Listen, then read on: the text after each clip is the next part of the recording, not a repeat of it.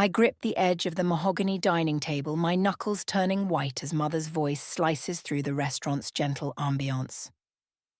You're throwing your life away, Alexa, just like everything else you've touched. My name is Alexa, and this is the moment I decided my mother needed to pay for 23 years of calculated cruelty. The other diners pretend not to stare, but I catch their furtive glances. My father, Derek, shifts uncomfortably in his chair while my stepfather, Marcus, studies his wineglass with sudden fascination. Only my 5-year-old sister, Sophie, continues eating her pasta, oblivious to the tension crackling through the air. I got promoted to senior analyst, I say, keeping my voice steady. Most people would consider that an achievement. Mother's perfectly painted lips curl into a familiar sneer. Achievement? Working 60 hours a week for what? To live in that shabby apartment when you could be following Marcus's investment strategy? Rebecca, my father warns, but she waves him off like an irritating fly. You've always been determined to disappoint me. She takes a deliberate sip of her wine. Remember when you chose that state university over Princeton? Another stellar decision. The memory of that fight resurfaces. Her throwing my acceptance letter in my face, screaming about family legacy while I packed my bags. I'd chosen freedom over her suffocating expectations, and she's never forgiven me. I'm doing fine, Mother. More than fine, actually. Fine, she laughs, the sound sharp as breaking glass. Is that what you tell yourself? While your sister is already in advanced placement at 5, you're still fumbling around trying to find yourself. Sophie looks up at the mention of her name, marinara sauce smeared across her chin. Mother immediately softens, reaching over to dab her face with a napkin. Careful, sweetheart. This is why we always wear our special eating clothes, remember? The contrast in her tone makes my stomach turn. I've never heard that gentleness directed at me, not once in 23 years. Rebecca, that's enough. Marcus finally intervenes, his hand covering hers. This is supposed to be a celebration. Oh yes, let's celebrate mediocrity, she replies, but lowers her voice to a venomous whisper. You know what your problem is, Alexa. You've always been jealous of the attention Sophie gets. It's pathetic, really. A grown woman envying a child. Something snaps inside me. Years of carefully contained rage bubble to the surface as I stand, my chair scraping against the floor. The only pathetic thing here is watching you try to recreate your perfect family with Sophie because you failed so miserably with me. Mother's face flushes red. How dare you? No, how dare you? I grab my purse, hands shaking. You've spent my entire life trying to mold me into your mini-me, and when that failed, you replaced me with a newer model. Well, congratulations. Sophie's everything you wanted. But remember this, she'll grow up too, and eventually she'll see you for what you really are. I turn to leave but pause, delivering one final blow. By the way, that promotion comes with a corner office, higher up than Marcus ever got at that firm.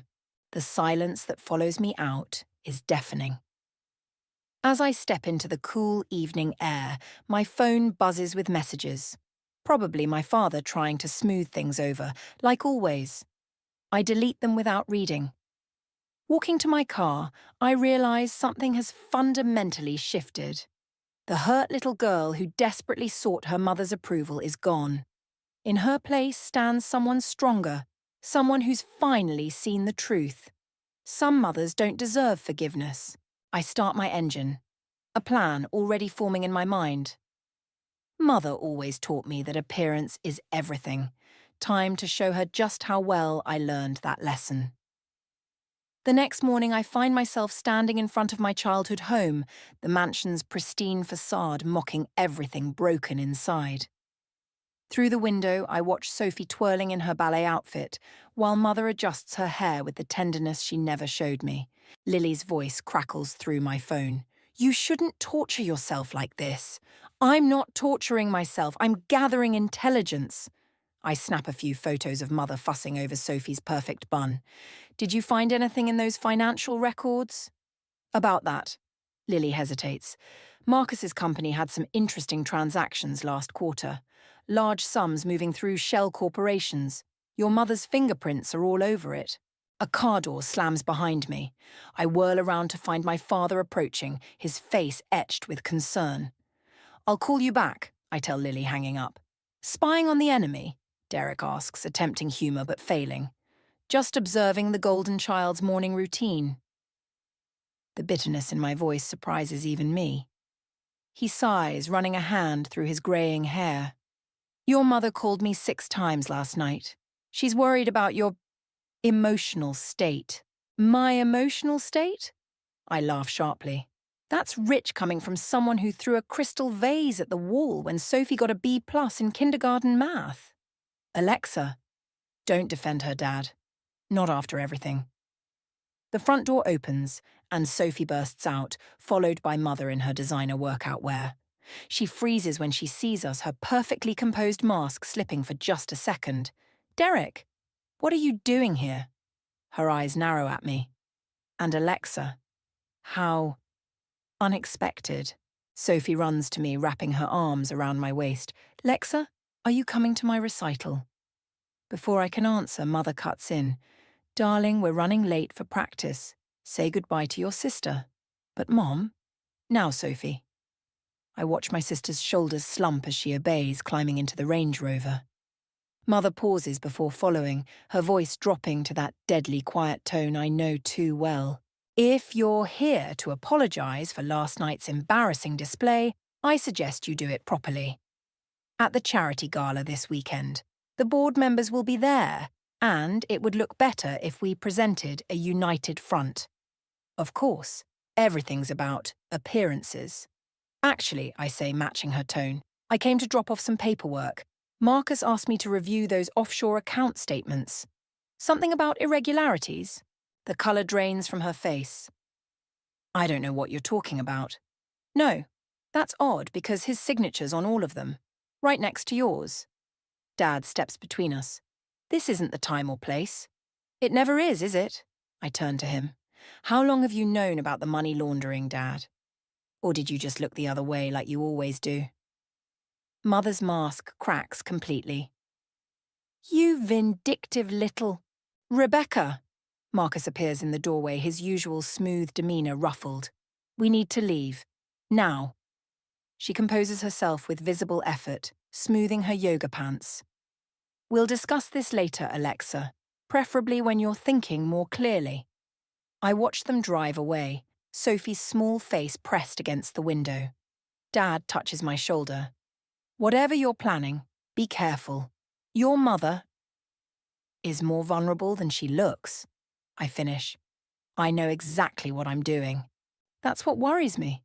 He studies me with sad eyes. You're starting to sound just like her. The words hit harder than he probably intended.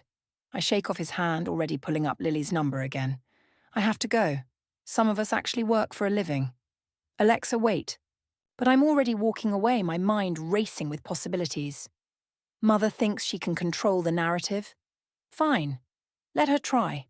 Because while she's busy maintaining her perfect facade, I'll be dismantling it piece by piece, starting with those offshore accounts. Behind me, I hear Dad calling my name, but I don't look back, can't look back. Because if I do, I might remember the little girl who once believed in happy endings. And that girl has no place in what comes next. The charity gala sparkles with fake smiles and designer gowns, but I'm focused on the USB drive burning a hole in my clutch. 3 hours of hacking into Marcus's private server revealed enough dirt to bury them both. You're sure about this? Ryan squeezes my hand as we navigate through the crowd. Once you start this... They started it. I spot Mother holding court near the champagne fountain, Sophie perched on her hip like a perfect accessory. 23 years ago, the ballroom of the Riverside Country Club drips with old money and new secrets. I recognize half the faces from Mother's dinner parties, the same people who watched her tear me down year after year, sipping their wine and pretending not to notice. Alexa. Marcus intercepts us, his smile tight. A word? Ryan starts to protest, but I shake my head. It's fine. I'll catch up. Marcus leads me to a quiet corner, checking over his shoulder. Whatever game you're playing needs to stop now. Game? I thought we were discussing those interesting transfers to the Cayman Islands. His facade cracks. Your mother is stealing from your company to fund her lifestyle? I pull out my phone, showing him the transaction records. Or did you know about that? You have no idea what you're dealing with. Actually, I do. See those board members by the bar? I nod toward a group of elderly men. They'd be very interested in these numbers, especially since they match the exact amount missing from the pension fund. The colour drains from his face. You wouldn't. Try me. A commotion draws our attention. Mother stands at the centre of the room, champagne glass raised. If I could have everyone's attention, Sophie has prepared a special performance. The crowd coos as my sister steps forward in her miniature ballet outfit. I move closer, watching Mother's triumphant expression. Before we begin, she continues, I'd like to thank everyone for supporting our foundation, especially since recent events have brought certain family matters to light. Her eyes find mine. My eldest daughter, for instance, has been struggling with some emotional difficulties, but we're getting her the help she needs. The room goes silent. Ryan appears at my side, but I barely notice. What are you doing? I hiss. Damage control, darling. Her smile never wavers. We can't have you spreading nasty rumours about the family, can we? You mean the truth? The truth? She laughs delicately. About how you've been obsessing over childhood slights, fabricating stories about financial impropriety. I feel the room turning against me, whispers spreading like poison. Show them the records, I tell Marcus. Tell them what she's been doing. But he steps back, shaking his head. I think you should leave, Alexa, before this gets worse. That's when I see it, the slight tremor in Mother's hand, the way Marcus won't meet my eyes. They planned this, knew I was coming for them, and set the perfect trap. Sophie starts to cry, confused by the tension. Mother pulls her close, playing the protective parent perfectly. Shh, sweetheart, your sister's just having one of her episodes. Episodes? My laugh sounds unhinged even to me. That's rich coming from someone who threw me down the stairs when I was 12 because I got blood on your white carpet. Gasps ripple through the crowd. Mother's mask slips for just a second, revealing the fury beneath. Security? Marcus calls quietly. No need. I pull out the USB drive. I'm leaving, but first, catch Mother. I toss it toward her. She fumbles, drops it into the champagne fountain, exactly as I planned. That was your evidence? She smirks. How convenient. That was a decoy. I meet her eyes. The real files went to the SEC 20 minutes ago. Check your phone. On cue, her phone buzzes, then Marcus's. Then half the room's phones light up with breaking news alerts about potential fraud at his company. You... Mother starts forward, but Ryan pulls me back. Time to go, he mutters. As security approaches, I catch one last glimpse of Mother's face, pure hatred mixed with something else. Fear. Good. She should be afraid. Because this isn't just about revenge anymore. It's about justice. And I'm just getting started. The police lights flash red and blue across Mother's pristine white walls as they lead Marcus out in handcuffs. I watch from across the street, my victory turning to ash in my mouth when Sophie's screams pierce the night air. No, don't take him. She clings to his leg while Mother stands frozen in the doorway, her perfect makeup streaking down her cheeks. My phone buzzes. Lily's text reads, "Turn on the news. Now." I don't need to. The headlines are already spreading like wildfire. Tech CEO arrested for major financial fraud. But it's the subtitle that makes my blood run cold. Investigation reveals multiple conspirators. Ryan pulls up in his car, rolling down the window. Get in. Your father's been trying to reach you. The drive to Dad's apartment is silent until Ryan speaks. You didn't tell me Derek was involved. He wasn't. But even as I say it, pieces start clicking into place. The way Dad always knew about Mother's spending before anyone else, his careful avoidance whenever I mentioned Marcus's company. Dad's waiting at his door, looking older than I've ever seen him. You should have come to me first. Why? So you could warn them. He pulls me inside, closing the door on Ryan. The FBI just left. They're looking into everyone connected to Marcus's accounts. Good. but my voice wavers. Including the offshore trust fund in your name? The floor seems to tilt beneath my feet. What trust fund? The one your mother and I set up when we divorced. He sinks into his armchair. The one Marcus has been using to hide money for years. That's impossible. I never... You were 3. He won't meet my eyes. Rebecca insisted. Said it was for your future, but really, it was her insurance policy. Against me. Against anyone who might threaten her lifestyle. My phone rings. Mother. When I answer, her voice is eerily calm. Having fun destroying our family. You did that yourself? Did I? Tell me, darling, how do you think the FBI will react when they discover your trust fund? The one that's been receiving mysterious deposits for 20 years? The room spins. You wouldn't. Wouldn't I? Sophie needs at least one parent out of prison. She pauses. Unless we can come to an arrangement. Dad reaches for the phone, but I step back. What kind of arrangement? Simple.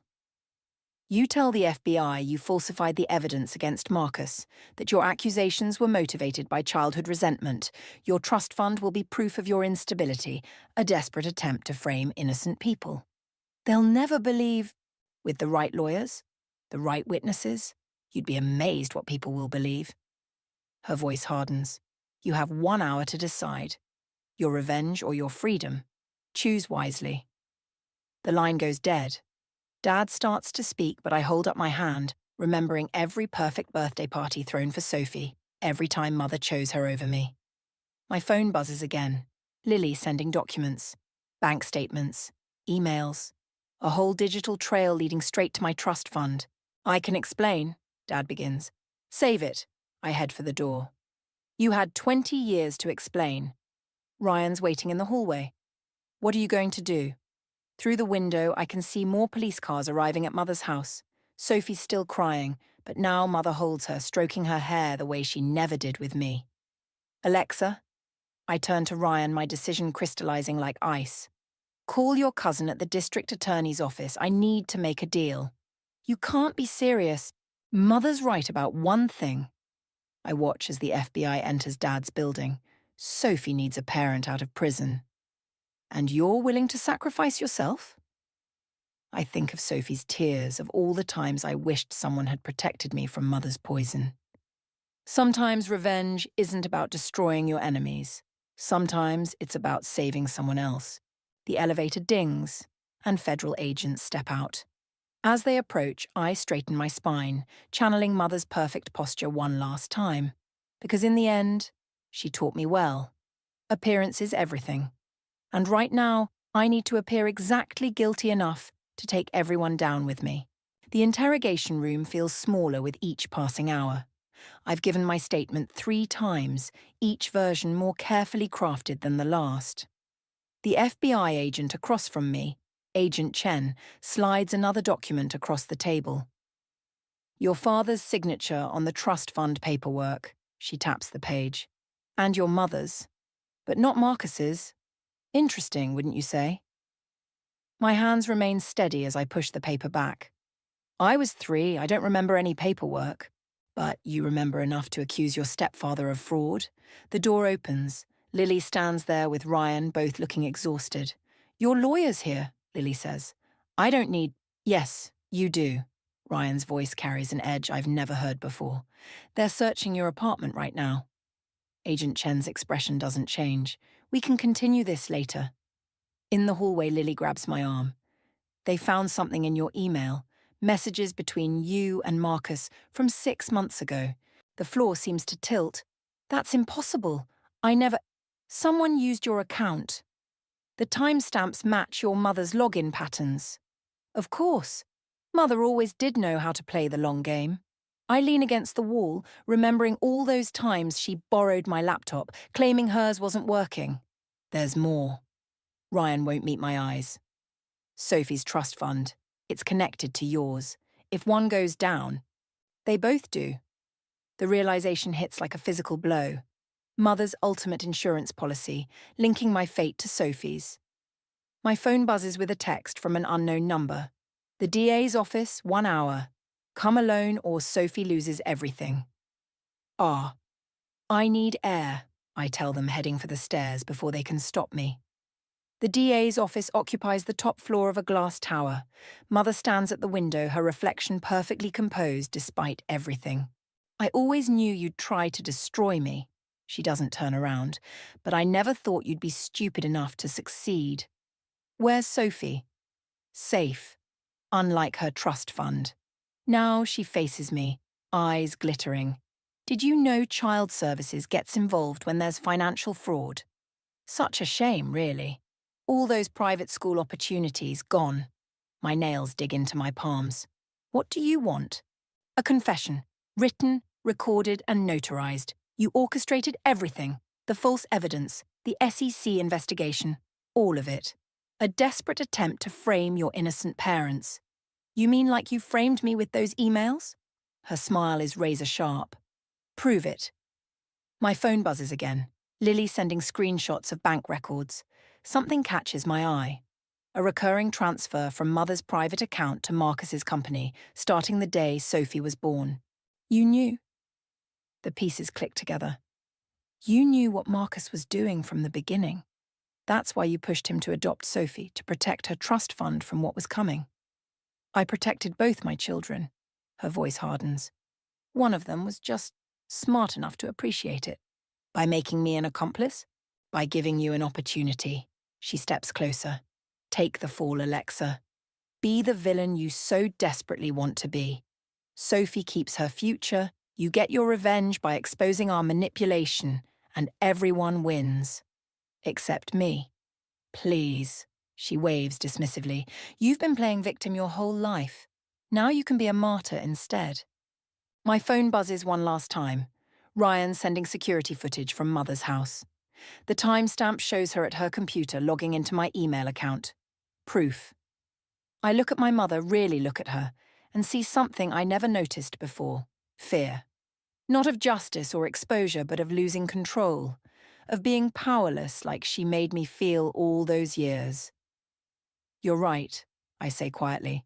I have been playing a role my whole life. She relaxes slightly, victorious. But not victim. I pull out my phone, showing her the security footage. Student, you taught me everything I know about manipulation, Mother, including how to set a trap. The colour drains from her face as Agent Chen steps into the room, recording device in hand. Thank you, Mrs. Harrison, Chen says. That was quite a confession. Mother lunges for my phone, but it's too late. Her mask finally cracks completely, revealing the monster I always knew lurked beneath. And as they lead her away, I realize something. Sometimes the best revenge isn't about destroying your enemy. It's about becoming strong enough to walk away from their game entirely. The holding cell smells like bleach and despair. I've been here for 6 hours since Mother's lawyer produced evidence that I'd been embezzling from Marcus's company all along. The security footage I thought would save me? Apparently doctored. My phone? Conveniently missing after the DA's office confrontation. Your father's here. The guard's voice echoes off concrete walls. Dad looks older than ever, his shoulders bent under an invisible weight. The house is being seized, he says without preamble. They're taking Sophie into protective custody. My stomach lurches. She can't stay with you. Rebecca's lawyers are arguing I was complicit. He won't meet my eyes. They found transfers from my account to yours. Monthly payments going back years. The child support you owed looks like hush money now. His laugh is hollow. Your mother's good, I'll give her that. A new guard appears.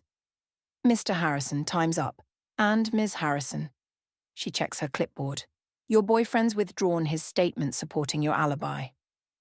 The words hit like physical blows. Ryan, the one person I thought would never.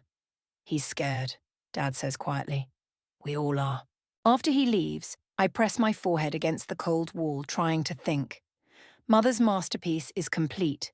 She's turned everyone against me, just like she always threatened she would. Lily appears next, her face grave. I found something. About Sophie's adoption. What? The papers weren't filed properly. Marcus never legally adopted her. Hope flares briefly before reality crushes it. That doesn't matter now. I'm going to prison. Unless you're not Sophie's legal guardian. I stare at her. What are you talking about? Rebecca filed temporary guardianship papers this morning. For me. Lily's voice cracks. She's been planning this for months. Said if I didn't accept, she'd reveal what really happened the night of my father's accident. The piece I've been missing clicks into place. The night Mother was driving. Lily nods, tears streaming. I'm so sorry, Alexa. I can't lose everything. My career, my family's reputation. So you're choosing her. Like everyone else. She's offering a deal. If you sign a full confession, Sophie stays with me instead of going into the system. You'll serve 5 years max. And if I don't? Then she releases evidence that you've been planning this revenge scheme since college. Premeditated fraud carries 15 to 20 years. Lily slides papers through the slot. You have until morning to decide. After she leaves, I read the confession Mother's prepared. It's perfect, just enough truth mixed with lies to be believable. I'd lose everything, but Sophie would be safe, protected. The guard returns with one final visitor, Sophie herself clutching her stuffed rabbit. Why are you in jail? She asks, pressing her small hand against the glass. Mommy says you're sick like she was before Marcus came. What do you mean sick? She showed me pictures from when you were little, in the hospital. She said that's why you tell lies sometimes. My blood runs cold. The psychiatric hold when I was 12, after I tried to tell the school counsellor about Mother's accidents. Sophie, listen to me. Whatever Mom tells you. Time's up, the guard interrupts. I love you, Lexa. Sophie's voice wavers. Mommy says if I'm good, maybe they'll let you come home soon. They lead her away as I slam my fist against the glass, feeling the last pieces of my life crumble. Mother's won. She's taken everything. My freedom, my reputation, even my sister's trust. I pick up the confession, pen hovering over the signature line. One signature to save Sophie from the system, to keep her from ending up like me. But then I remember Mother's words from years ago. Sometimes the greatest power isn't in fighting back. It's in knowing when to let someone destroy themselves. I tear the confession in half. Because maybe, just maybe, Mother's final lesson will be her undoing. After all, she taught me everything I know about patience, about playing the long game. And prison? Prison gives you nothing but time to plan. 3 months into my sentence, Mother visits. She glides into the prison visiting room like she's entering a country club. Designer handbag clutched close as if the fluorescent lights might tarnish it. You're looking institutional, she says, settling into the metal chair. Cut the small talk. Why are you here? She slides a manila envelope across the table. Marcus is dead. Apparent suicide in his cell last night. My fingers go numb. What? He left a confession. Full details of the financial fraud going back decades, names, dates, offshore accounts. Her smile is brittle. Including evidence that completely exonerates you. How convenient, isn't it? She leans forward. Of course, the confession hasn't been officially filed yet. That depends on you. A guard shifts nearby, reminding me we're being watched. What do you want? Sophie's trust fund is still tied to yours. If Marcus's confession goes public, she loses everything. Mother's voice drops. Unless you sign over your rights to both trusts. Permanently. So you can steal from her too. So I can protect her from becoming you. The words slice deep, but I force myself to stay still. Where is she? Safe, with Lily, who, unlike you, understands family loyalty. I think of Sophie's face pressed against the visiting room glass, of all the times Mother used her as a weapon against me. And Dad? Cooperating. Amazing what people will do when faced with federal charges. She checks her watch. You have 10 minutes to decide. The DA's waiting for my call. I stand abruptly, making her flinch. You really think you've won, don't you? Darling, I won the moment you were born. Some people are simply born to lose. Like Marcus? Her composure cracks just slightly. What? I lean closer, dropping my voice. Did he really kill himself, Mother? Or did you help him along, like you helped Lily's father? You can't prove anything. Actually, I can. I smile, channeling her own cold expression. Remember those hospital records you used to convince Sophie I was crazy? I requested copies. Found something interesting in the toxicology reports from that night. Something that matches what they found in Marcus's cell. She goes very still. You're bluffing. Am I? Check your phone. On cue, her phone buzzes, an email from my father's account containing decades of carefully preserved evidence. Every accident, every convenient death, every financial manipulation. Dad may be cooperating, I say quietly, but not with you. God! She stands, but I grab her wrist. Sit down, Mother, we're not finished. You'll never prove...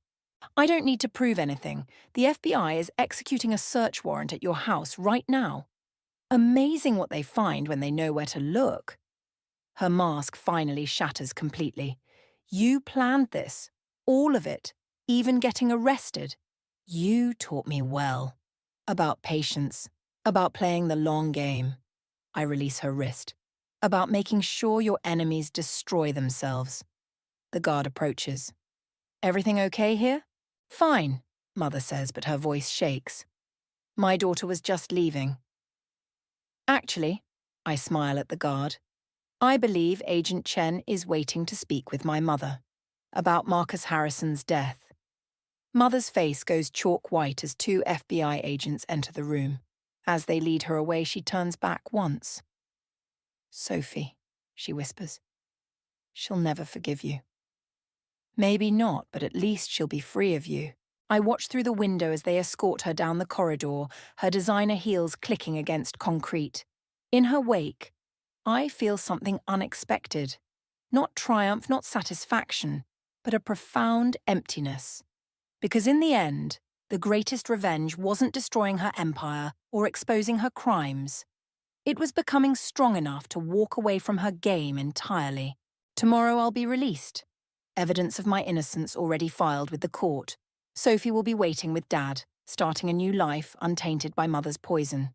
But tonight I sit in my cell one last time, remembering the little girl who once desperately sought her mother's love. She's gone now, replaced by someone stronger.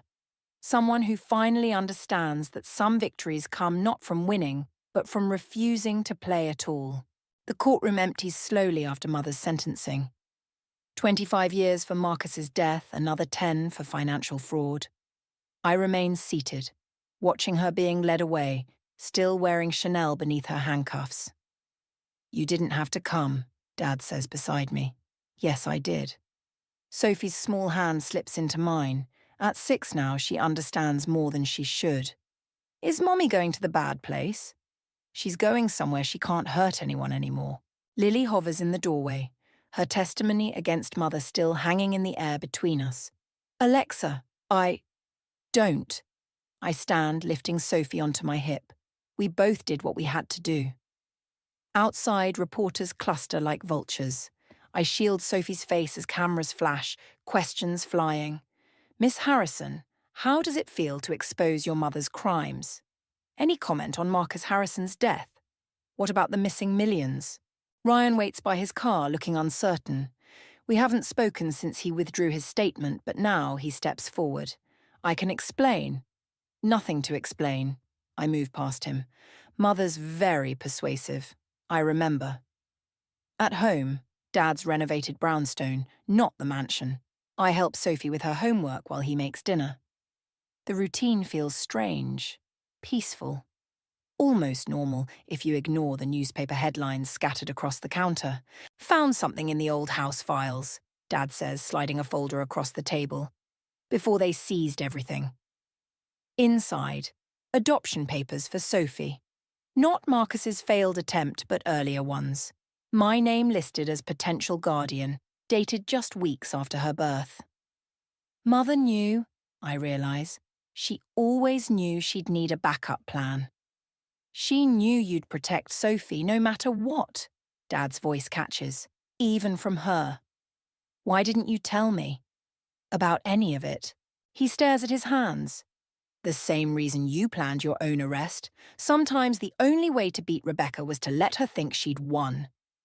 The doorbell rings. Agent Chen stands outside with a familiar USB drive. Found this in Marcus's personal effects. Thought you should see it. The video plays. Marcus in his cell looking haunted. Rebecca's been planning this for years, he says, using Alexa, Sophie, all of us. But she made one mistake. She taught Alexa too well, showed her exactly how to. The footage cuts off. Time of recording? I ask. 2 hours before his death. Chen pauses. We're reopening some old cases, including Richard Chen's accident. Lily's father, the first of Mother's convenient deaths. Will it change her sentence? Probably not, but it might help others sleep better. After she leaves, I find Sophie in her room, arranging her dolls. One lies face down, abandoned, Mother's last gift to her. Can we visit Mommy? She asks. Do you want to? She shakes her head. But you always said we should be kind, even to people who aren't kind to us. My throat tightens. Sometimes being kind means staying away, so people can't hurt you anymore. Like you did. Yeah, like I did. Later, I sought through Mother's seized correspondence, letters, emails, a lifetime of manipulation documented in perfect penmanship. The last one, written the night before her arrest, remains unopened. I don't read it. Instead, I watch Sophie sleep, her face peaceful in the glow of her nightlight. On her desk sits a family drawing. Just 3 figures now. Her, me, Dad. No Mother looming over us. No Marcus in the background. My phone buzzes. An unknown number from the prison. Mother, probably, with one last attempt at control. I block the number. Because sometimes victory isn't in the revenge you take, but in the power you refuse to give. In the letters you don't read, the calls you don't answer, the pain you choose to leave behind. Sophie stirs, reaching for my hand in her sleep. I hold it, feeling the pulse of a future unbound by Mother's shadows. Tomorrow brings its own challenges. Therapy appointments, trust fund negotiations, reporters still hungry for headlines. But tonight, in this quiet room, I understand something Mother never could. True power lies not in controlling others, but in finally, completely letting go.